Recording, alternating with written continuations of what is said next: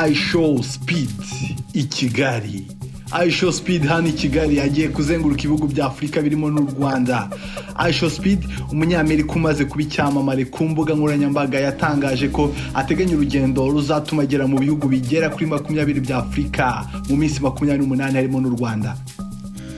Wa 21 Ukuboza 2025 uyu musore w'imyaka 20 wamamaye cyane kuri YouTube na Twitch yatangaje gahunda yise Speed Does Africa Tour aho azajya akora live streams ari mu bihugu bitandukanye byo kuri uyu mugabane.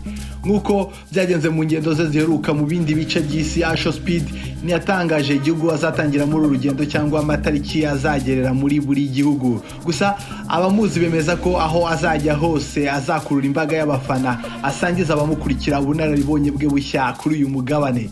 Birashoboka ko azongera kuvuga ijambo rye rizwi nka su mu kwerekana icyubahiro agomba icyamamare Cristiano Ronaldo afata nk'icyitegererezo.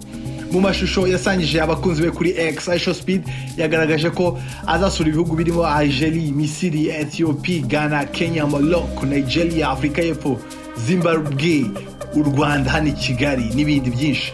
Mu kiganiro aheruka kugirana n'abamukurikirana yagize ati mwebwe basore mwe mwiteguye kuko tugiye gukora ibintu byinshi bidasanzwe, tugiye gukora ibintu bikomeye cyane. Sinshaka kubibabwira byose, ubu tugiye gusubira mu butambutsi ibiganiro mu buryo bwa live. Uyu musore aherutse gusoza urugendo yise Speed Does America Tour yazengurutse leta 25 muri Leta Zunze Ubumwe za Amerika mu minsi 35. Yanigeze no gusura imigabane irimo Amerika y'Epfo, Uburayi, Aziya na Oceania nk'uko bigaragazwa n'urubuga ishowspeedtracker.com.